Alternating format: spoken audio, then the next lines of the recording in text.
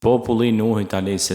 dhe fundi i një kohë mbi kryeneç. Në një kohë të largët, kur njerëzit jetonin në mosbesim dhe zemrat e tyre ishin të mbushura me idhujtari e padrejtësi, Allahu zgjodhi një njerëz të drejtë dhe të pastër që ta udhëzonte popullin drejt së vërtetës. Ky ishte Nuhu a.s. Paqja dhe mëshira e Zotit qoftë mbi të. Një pejgamber i sinqert dhe i vendosur, i cili u dërguar tek populli i tij për t'i thirrur në adhurimin e vetëm të Zotit, duke hequr dorën nga idhujt që i kishin trashëguar brez pas brezi. Ai ishte një burr i urtë, i butë në fjalë, por i vendosur në misionin e tij. Populli i Nuhit ishte zhytur thellë në shirk. Ata adhuronin 5 idhuj: Veda, Suva, Yaguth, Ya'uq dhe Nasar. Këta ishin emrat të njerëzve të mirë që pasi vdiqën, shejtani u azbukuroi pasardhësve duke i shtyrë të ndërtonin përmendore dhe t'i përkujtonin emër të afërsisë me Zotin. Me kalimin e kohës, përkujtimi u kthye në adhurim dhe gjeneratat e reja nuk dinin më asgjë tjetër përveç se t'u përuleshin atyre. Nuhu a.s.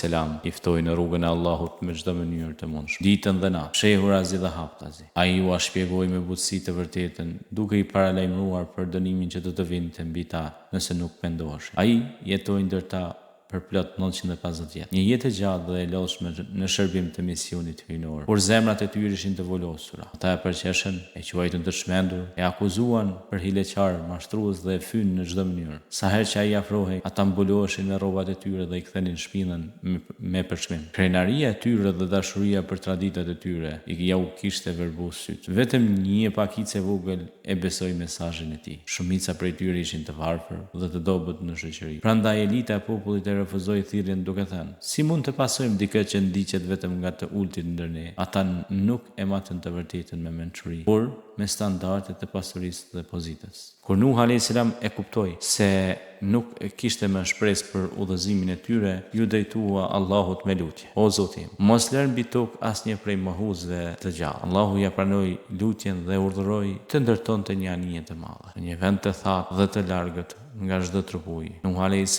filloi të ndërtonte anijen në mbikëqyrjen dhe udhëzimin e Zotit. Populli i tij vazhdonte të përqeshte: apo ndërton anije në shkretëtirë? Ai është mendur o Nuh. Ata nuk kuptonin se ndëshkimi po afrohej. Kur anija përfundoi, Allahu e urdhëroi Nuhun që të merrte nga çdo çift kafshësh dhe zojsh, si dhe ata që kishin besuar. Ndërkohë, shenjat e fatkeqësisë filluan të shfaqeshin. Ujërat shpërthyen nga toka dhe qielli nisi të lëshonte rreshje të fuqishme sikur më parë. Përmbytja ishte pa imagjinueshme. Tokat u mbuluan, shtëpitë u shkatruan, malet u zhdukën në ndallë të larta dhe të larta si pallate. Gjithçka u fundos. Askush nuk mundi të shpëtonte, përveç atyre që ishin në anijen e shpëtimit. Madje edhe i biri i Nuhit që kishte refuzuar të besonte u përmbyt. Nuhu e pa të birin duke u përpjekur të ngjitej në një mal për t'i shpëtuar ujrave, ai i bërtiti: O biri im, hip me ne dhe mos rri me mohuesit. Por djali ju përgjigj: do të ngjitem në mal që do të më mbrojë. Nuhu ju drejtua Allahut duke kërkuar mëshirë për të birin, por Allahu ja bëri të qartë se ai nuk ishte nga familja e tij në aspektin e besimit, sepse kishte vepruar keq. Përmbytja vazhdoi për një kohë të gjatë. Tokës ju dha urdhri të thithte ujin e saj dhe qielli t'i ndalonte rreshjet. Gradualisht uji filloi të tërhiqej dhe anija u ndal mbi malin xhudi, sipas dëshirës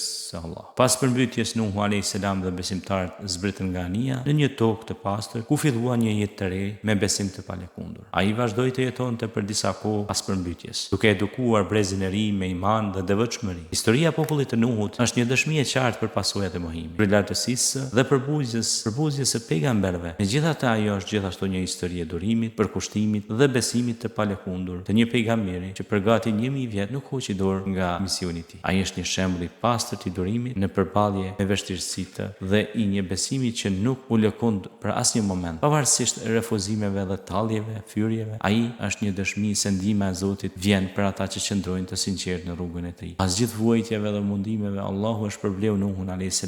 me shpëtim, ndërsa shkatroi ata që nuk pranuan të udhëzoheshin. Fundi i tyre u bë mësim për brezat që vinë dhe për ata që kërkojnë të kuptojnë të vërtetën. Kështu mbaron historia e një populli që zgjodhi të jetonte në errësirën e ignorancës dhe një njeriu që qëndroi si dritë në mes të asaj errësire. Populli u fundos, por fjala e Allahut dhe shembulli i Nuhut jetojnë përjetësisht.